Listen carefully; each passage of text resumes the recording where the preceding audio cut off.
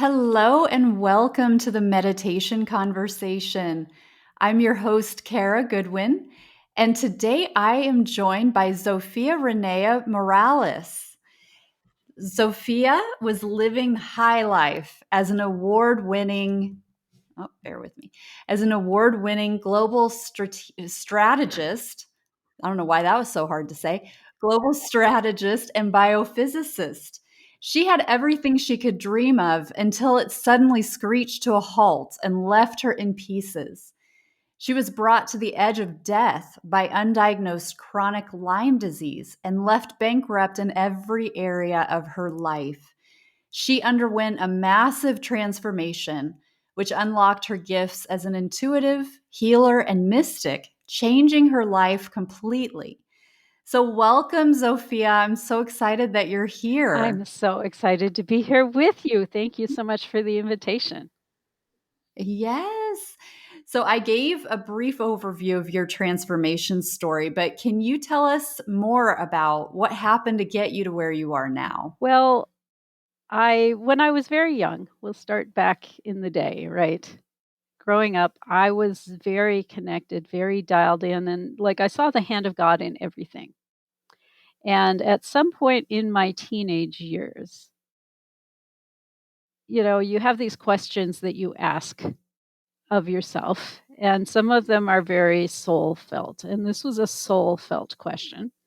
And that question was, why is it that there are people who can be atheists?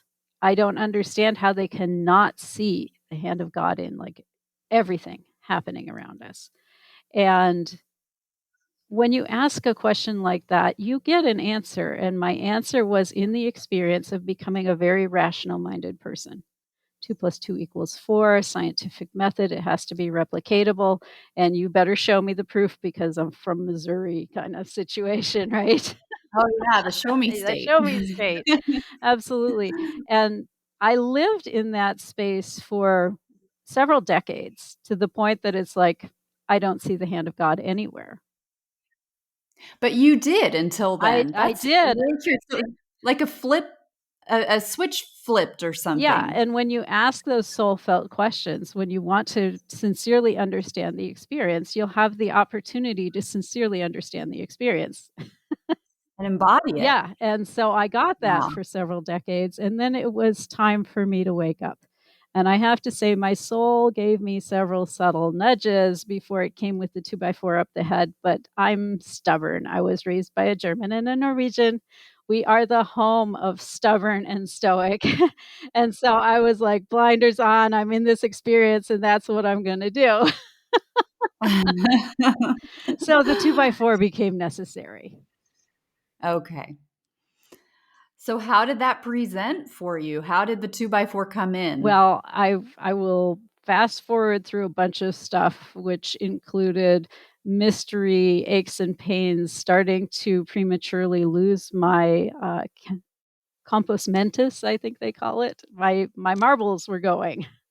I was Oh, having wow. trouble finding words, remembering what had gone on earlier in the day, even short term stuff. You could tell me something, and then I would turn around and ask you the same question. Like I was, Wow. 90 years old with dementia. And here I Really? am in my mid 40s, there's something wrong here. And I've been to a lot of doctors looking for what was wrong, and I wasn't finding it, and I was getting worse to the point that I couldn't hold down a job. In fact, I couldn't go in the kitchen and make a simple 30-minute meal in less than 3 hours. No It was kidding. terrible. Well, when you can't remember what you're doing, you have to Yeah. kind of, okay, wait, I'm in the kitchen. Why am I here? Okay, there's food laid out. It looks like I'm making, chicken and rice. Okay. Oh What my stage am goodness. I at in the chicken and rice? And so, yeah, when you're in that space, it's very hard to get something done. And mystery why. And as all of this is going on, my husband's career is unraveling. Mm. He's in pharmaceutical development, and that industry has been through some major shifts and changes. And so his job tenures keep getting shorter and shorter, and his unemployment keeps getting longer and longer. So all this is a recipe that eventually sends us down the rabbit hole of bankruptcy. And Wow. he's in the middle of I need to get additional education to be able to take my career the direction I want it to go. So he's looking at, do I get a an MD? Do I get a Juris Doctor? Do I get an MBA? What do I do? And he's trying to figure all that out while the money is evaporating. And when you're Wow. in bankruptcy, they don't give you student loans. Yeah, And right. so ultimately, we ended up in this situation where we'd found a way to send him back to school at the same time we are doing the bankruptcy. And he'd found a job on the other side of the country, and we ended up living in a former neighbor's condominium that was her mother's. Her mother had passed and she was unable to sell it. So we ended up as caretakers for that condominium for her. And so I'm Mm. literally living on the grace of everyone around me. Wow. And I went to the doctor, and I'd found a functional medicine doctor. I'd been through a lot of conventional stuff, and they tested me for all the things, for lupus, for MS, for fibromyalgia. The list is like really long. And no one could figure out what it was. I didn't fit in any of those buckets. And I'm getting sicker and sicker, and I can't sleep, and my brain is deteriorating more and more. It's like I'm going to die if we don't figure this out. Wow. And so finally, I got a diagnosis with this doctor, and it was chronic Lyme. Lyme is a relative of syphilis. When it gets advanced, it will eat your brain. Oh my gosh. And Wow. so that's what was going on, was it had gotten to the point it was attacking my neurological systems.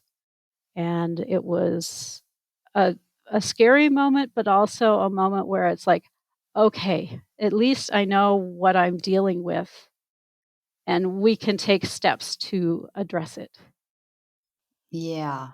And so the doctor was like the foremost Lyme guy in that region of the country, and he pulled out this treatment plan that had all these exotic rotating antibiotics and in venous treatments and clearings and all of this stuff.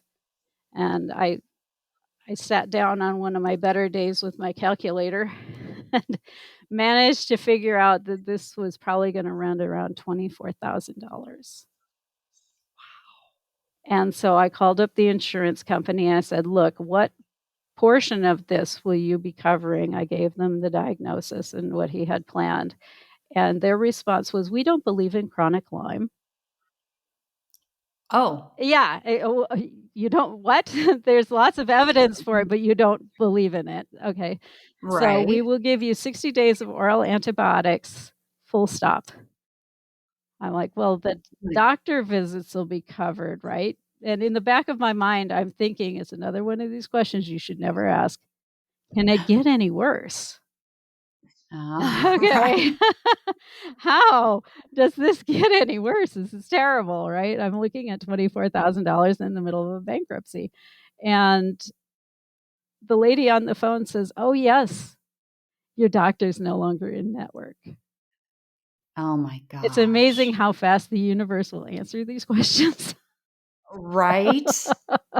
Wow. And so I got off the phone with them and I'm like going through all the possibilities. My husband's full time in school, working full time, taking care of me. He's got no spare cycles to even sleep, let alone take on additional money making activities. I'm like, well, maybe I could find a job, but I can't cook dinner in 30 minutes. It Yeah. takes me 3 hours. I'm functionally unemployable right now. And so it's like, And you had been, in a prestigious oh, job. and Um, brain power galore and yeah, orchestrating really biophysicist. complicated projects, and yeah, and I'm reduced to I can't make a 30-minute meal. That's incredible. And so I'm in this space of, where how do I get out of this? I see my answer, it's right there, and if my arm was this much longer, I could get it and it would all the world would start to come right again, and I couldn't see how it was going to happen. And I finally did something that I didn't want to do, which was I called my dad. And I said, "Look, we're in a bad place. We're working on, getting our way out of it. And I have an answer to what's been going wrong with me physically. And I've got a plan. I've got a doctor and a plan that's proven to work, but it's going to cost me $24,000 because the insurance company is not going to cover any of it." And the bank of dad was empty that day. Oh, gosh. And that night, I went to bed with my husband.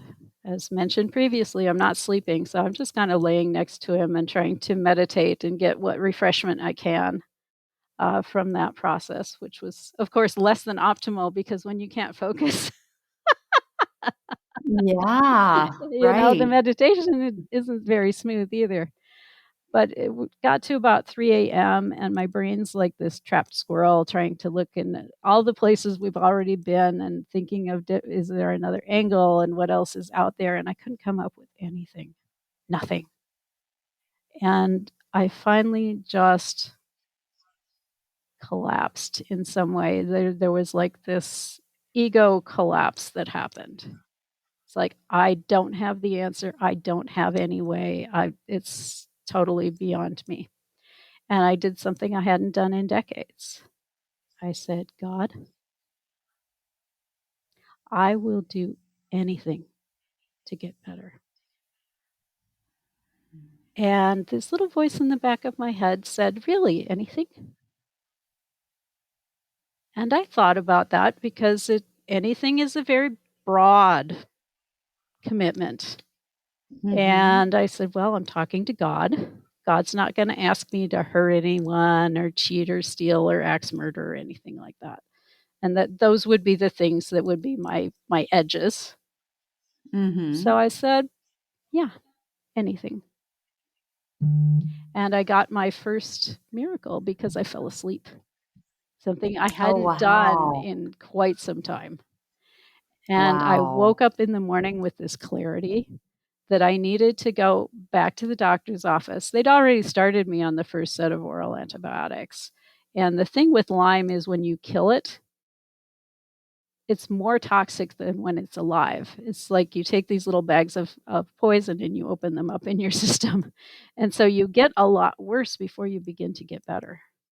And so my clarity was I had to go get a clearing IV because he had these clearing IVs that were like $250. I have no idea where it's coming from, but it was clear to me I had to go get one. And so I went in for that, and I'm sitting in the infusion room, and the doctor walks through, which is really unusual. And I waved him over and said, "Hey, insurance is not going to be in the picture. What can you do for a cash pay person?" And he said, "If insurance is out of the picture, we have this naturopath herbalist who has an amazing track record with parasites. Insurance would never cover him, but his office visits are half of what mine are, and he's got great success with the protocol that he uses." I'm like, "Well, office visits at half the price. Let's check him out," right? Right, yeah. And so I got an appointment with him, and I was sitting in his waiting room.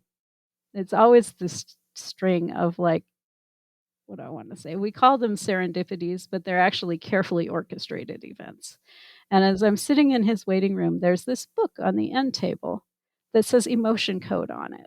And I thought, well, dang, I've never figured out what to do with my emotions. I was raised by a German and a Norwegian, and the whole thing is stuff it down, pretend it didn't happen, and press on regardless, which is Right. no way to deal with your emotional life. And, Right. I'd had years of talk therapy but there are still these places you can tell when you get triggered that no healing has happened there. So I picked up that book. I'm like, if this person has the code to dealing with emotions, I want to know. And so I started the book, and then the owner of the book came back for it. So I'm like, oh, now I have to go buy the book. So I bought the book as I'm going through this process with the naturopath herbalist. And one of the things that's in the book is about clearing your heart wall, because we use trapped emotions in our body to try to protect ourselves in different ways. And one of those ways is building a wall around your heart. And I knew for a fact I had one of those because as I was going through life and like boyfriends and this kind of stuff, it was clear that there were people I let in behind that wall close to me, and there were people that I did not. So I knew for a fact I had one, and I started to systematically take it apart, following the instructions in the book. And as I'm taking my heart wall down, I start having these experiences that ought not to be possible. I start knowing things about the past and the future. I start knowing things, backstories of people in the grocery store, for example. Every now and again you'll see somebody and you go, why the heck are they doing that? Well, I would think that thought, and then I would be shown why the heck they were doing that, the events that led up to them making that choice. Really? And Wow. it's like, ooh, this is freaky deaky. And the scientist in me is busily writing things off. You've got this really vibrant imagination. You're making all of this up because you enjoy a good story. I'm writing all of this stuff off. I I had speaking in tongues, I saw angels, and that kind Wow. of thing I put down to, well, your brain is being eaten up. Oh, It's wow. gonna do weird things, right? And so I'm continuing to discount all of these psychic experiences. And I came home from the grocery store one afternoon, and my 84-year-old neighbor is struggling under the weight of her 87-year-old husband, trying to get him into the house. So we leave the ice cream melting in the car and, rush over and get him in the house. And she says, I have to go make an emergency appointment with the kidney doctor. And so she rushes off to do that, and I'm left with him in the living room, and I'm like, "Well, how can I make you comfortable?" He's like, "There are no comfortable positions." And so I'm in the living room holding his hands, and he closes his eyes, and I see his lips moving. And I know them to be very devout people, and I realize that I'm basically voyeuristically watching this man have a conversation with God. And it feels Wow. really uncomfortable to me in that moment because I just had my first one in several decades a couple of weeks back. And so I close my eyes. And when I close my eyes, I see this little flame in the middle of my mind's eye. And it looks like a pilot light that's sort of dancing on the edge before it goes. And I'm given this understanding that that's where he's at right now. He's hanging on to life with his fingernails. And I haven't acknowledged who I'm talking to or any of that, but I said inside of myself, is there something we can do about that? And it flares up into this great big flame. And at the same moment, he drops my hands and looks at me and says, are you a healer?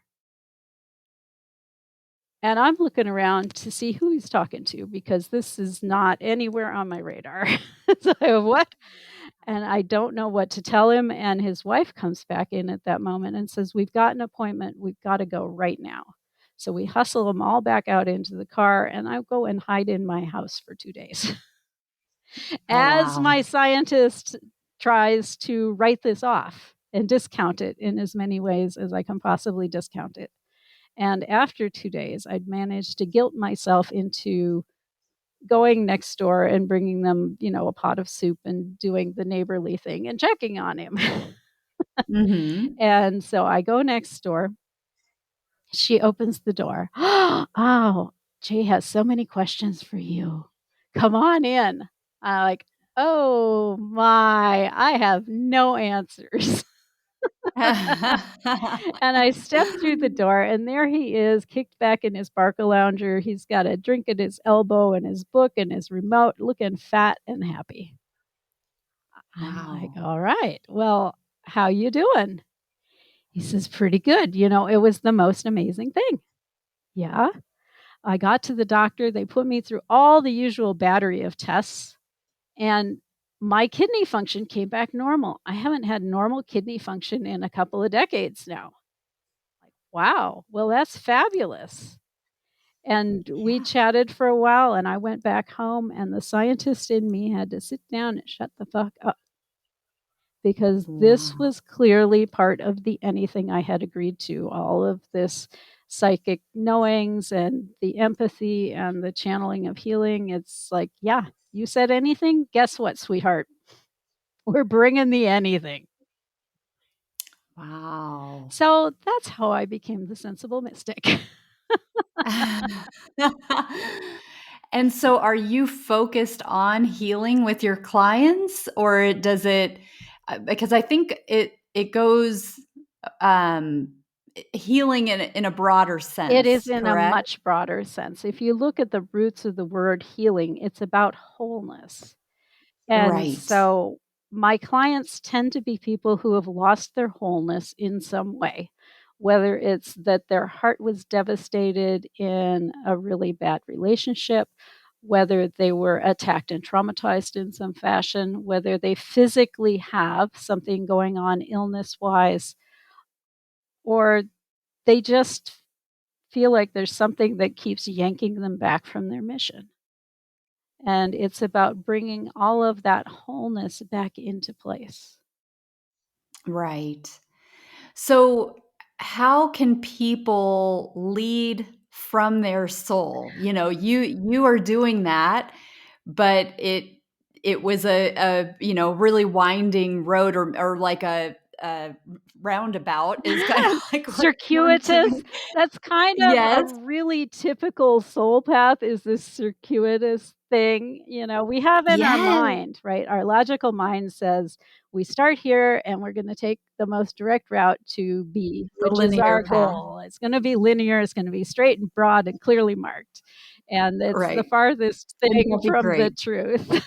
Yeah. It's Right. all Right. kinds of weird left turns and roundabouts, but don't tell yourself, if you've been on one of these winding roads, that you're off track or that you've wasted time, because the truth of the matter is everything you have experienced, everything you've done, everything you've learned will all come to play ultimately in your final mission. Now, some of it might seem like it's mashed potatoes and ice cream mixed together, Mhm. but Uh-huh. we're each uniquely gifted with the skills, the talents, and the experiences. Most importantly, the experiences that we need to be able to relate to the people who we're here to serve, and to serve them at our highest capability. So it's no mistake that I spent a great deal of time as a pre med. It's no mistake that I spent time as a scientist. It's no mistake that I spent years in data center management. It's no mistake that I went into financial management. And it's no mistake that I became introduced to this broader world of shamanistic, hands on channeling of healing kind of world, because it's Yeah, I all to love come that. together. Right, and I love what you're saying. I mean, I've been there too. I had a fast-paced career, young kids. I was on a bunch of committees and had a lot of responsibilities, and I've definitely had periods in my life where I felt that spirituality would have to wait. I was interested in it, and I was interested in like any material on it, but it was kind of like a hobby. Mhm. But I had a very logical, left-brained approach to life, very attuned to my senses, like the physical senses, Mhm. and that's what I trusted. And what's so funny is that what you're saying about how it serves you ultimately. I mean, I run across people like you who are like me so often, who have that kind of science, who really appreciate that Mhm. scientific approach and that groundedness, and who bring that groundedness, but also have a connection to the other side and experiences with the other side, and this, bring this mystical, and it offers a different kind of validation for people who have not started yet to experience those kinds of things. It is so serving to have that kind of background, because just like you're saying so beautifully, the people that you attract on your path, and the people that you serve. Yeah, I Absolutely. call it walking with a foot in both worlds. Yes, And so you're kind of absolutely. straddling. And the truth of the matter is, as much as on a spiritual journey, we kind of look at the ego of our personality as the enemy, it's not the enemy, it's a tool, right? And it's a Yeah. matter of learning to use that tool properly and when it's required, not when it's not required. And it's not Yeah. required more often than it's required. But that's not what we're Mm. raised to understand. We're raised to understand that you need, to have that healthy, strong, aggressive ego out there, or the world will take advantage of you. And the world will serve that to you if you want to go through the world that way. But it is possible to take off your armor and not send out that warrior vibe and still be protected. Absolutely. Yeah. Um, And I know as well that you talk about how spirituality offers really practical tools to solve problems. And so let's talk about that because spirituality and practicality don't always go together really, easily.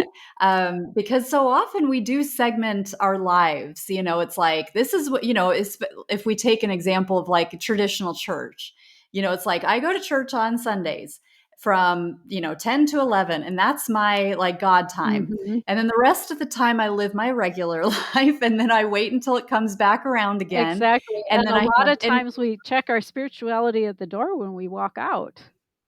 right. Which And is it can it's be, horrifying to me, but there it is. yeah, but it can be the same even like with a daily meditation practice where it's like, okay, that's when we get attuned, and then we get up off the cushion and it's like, okay, now I'm going to go, and let my emotions get the better of me or whatever, as we are on our own learning journey and things like that. But that it can feel like it's two different facets of our lives, Yes. that don't necessarily go together all that easily. Well, and it can be very challenging because we are raised and cultured and taught that this rational mind, this Western approach to life, is the way to be, and anything that's outside of that is wrong or bad or crazy or whatever label you want to put on it. And the truth of the matter is, we are multifaceted beings. We have a physical aspect, we have a mental aspect, we have an emotional aspect, and we have this spiritual connection to all things aspect. And in the West, we're taught to very closely compartmentalize that or completely give away that last part. And as we are a creature of many levels, as I just mentioned, problems can have their root cause in any one of these four levels. And so if you've been having a problem of the body, okay, and you've been to every conventional doctor out there, you've tried everything, I would invite you to consider that your problem with your physical body may not be arising from your physical level. It might be arising from an emotional experience. It might be arising from some mental programming that's not serving you. It might be arising from an experience you contracted to have on the spiritual level. Okay.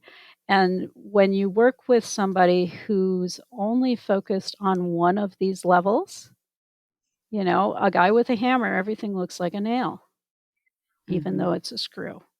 Okay. Mhm. So when you're running into these moments where it's like, okay, I've been to all the psychologists and I still have this thing happening, well, it's maybe not on that mental level.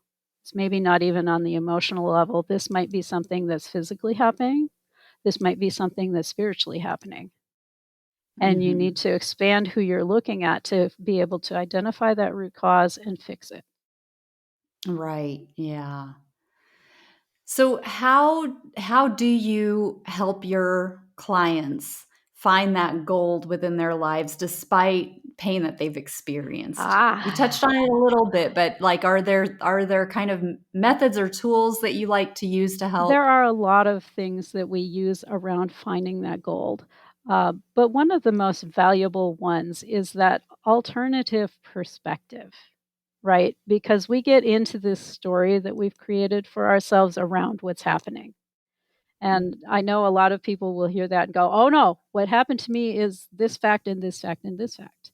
And yes, you do have a set of facts that are in fact there and irrefutable, but there is also a story woven into those facts. We give meaning to each of these facts. We take them from neutral pieces of information and we weave a story around them. And so, what we do is we take a look at what that story is that you're telling yourself. And then we also look at what has happened, what has opened up for you as a result of that series of facts. Okay, because I will use my own story as an example. I had a series of things that happened to me. I caught Lyme disease when I was very young.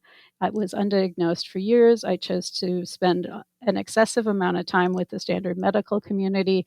I married a man whose career had ups and downs in it. Okay, all of these are facts. Okay, that ended up with me in a bankruptcy. And you can look at that and go, oh my God, what a terrible life you've had because you've had all of these trying things happen. Or you can look at it and say, okay, what opened up for me as a result of going down this journey? As a result of going through this journey, I have an amazingly strong, tried and tested marriage with my partner. And I have this confidence with him that I'm not going to get kicked to the curb. Whatever it is that happens, we can face it because by God, we have been through the fire. Okay. I Mm. have this amazing, I'm in this amazing space now where I walk in both worlds. And that would not have happened if I hadn't had the spiritual 2x4 up the head. Okay. I'm, I do things now for a living that I love.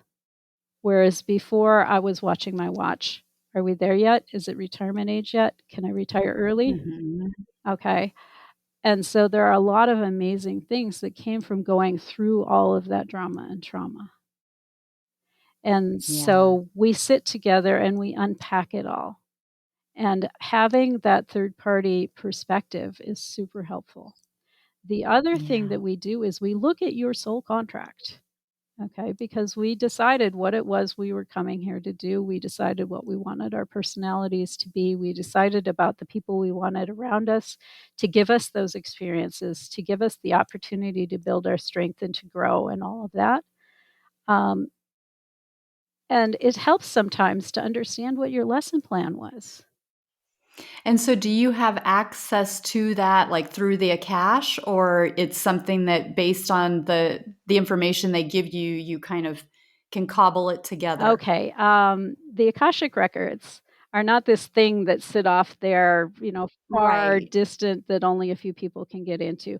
We all access the Akashic records on a daily basis at a super conscious level, whether we realize it or not. And your lesson plan is the vibration of that is encoded in your birth name. It's no accident that your parents named you Kara. You sent that desire to them, which is why when parents are looking at baby names, there are millions of suggestions from friends and family and all these people around, but the parents only ever seriously consider one or two. And the reason they only seriously consider one or two is because that vibration holds the life plans that you came here to experience. And so every time you introduce yourself to someone, you're basically saying, here's my karmic plan. Serve me the experience that I'm here to have.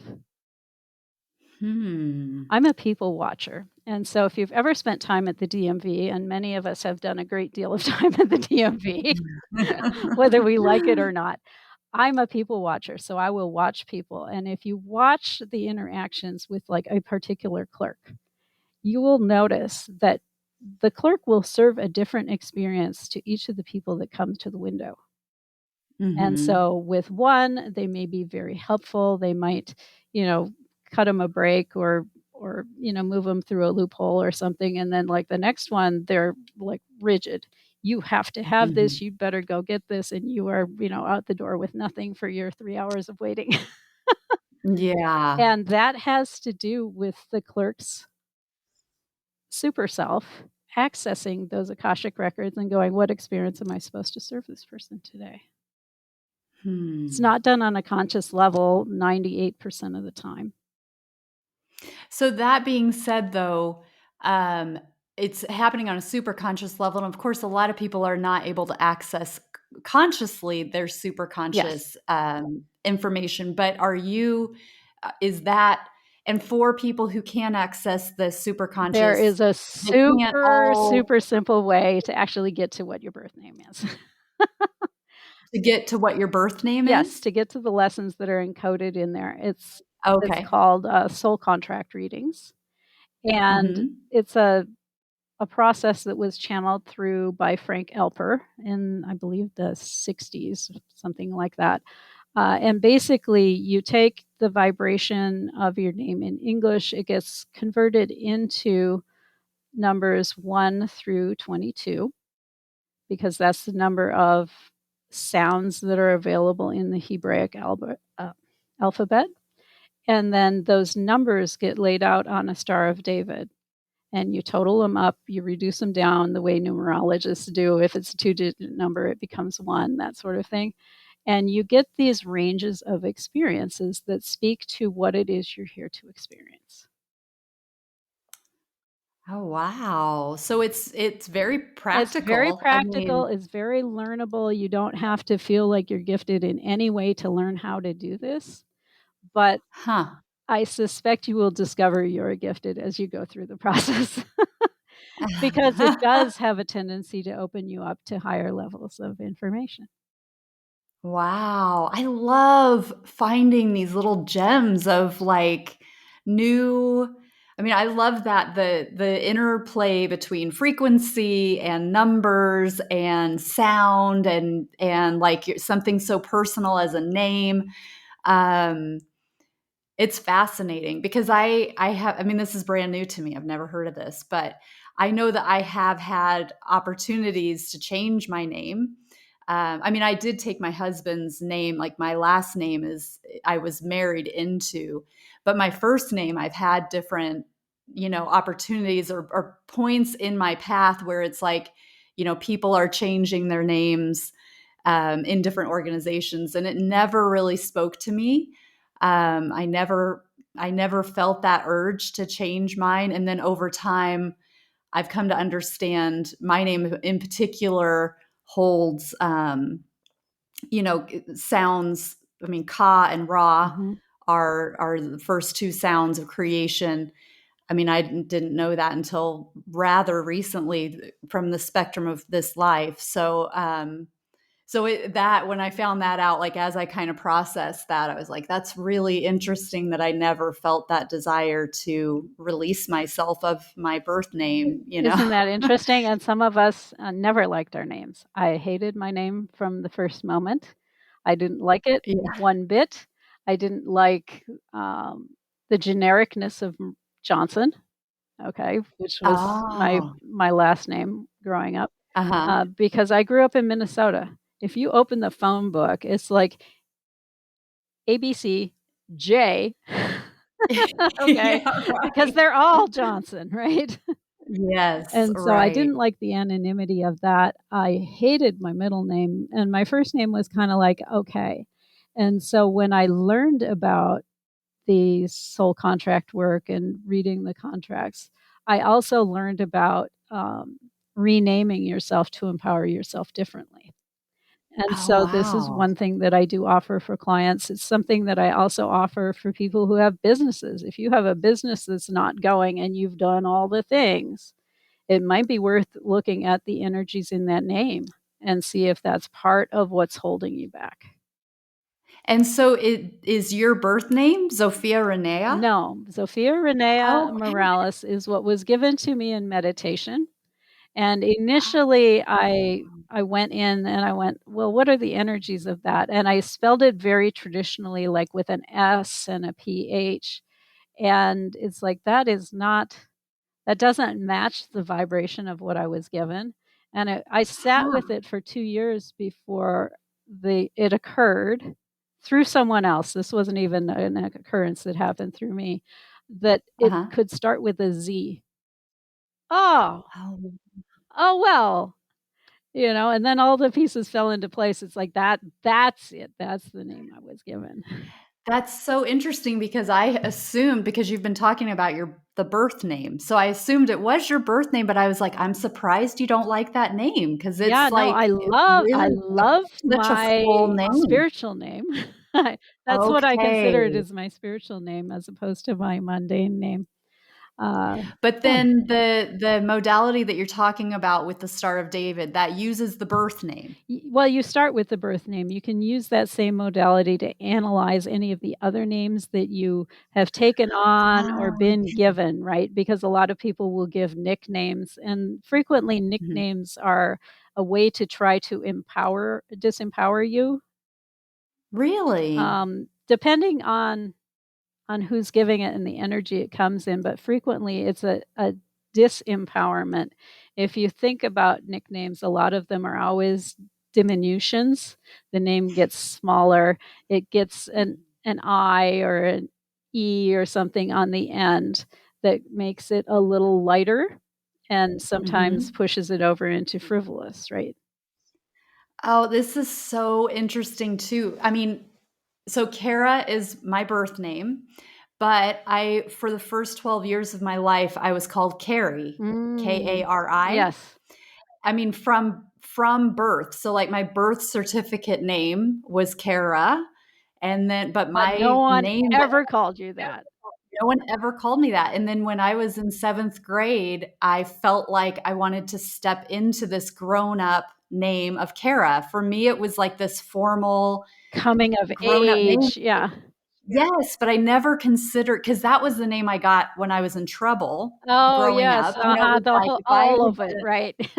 yeah, so it was yeah, full name and my real legal name, it was like if I was doing something I wasn't supposed to do, that was the name I got. So I had this negative connotation with it for a long time, and it was like this random conversation with my aunt where she was talking about how much she loved the name Kara, and I never considered it in that way. And then I kind of heard it with these new ears of like somebody loves that name, and I was like, actually, it is a really pretty name.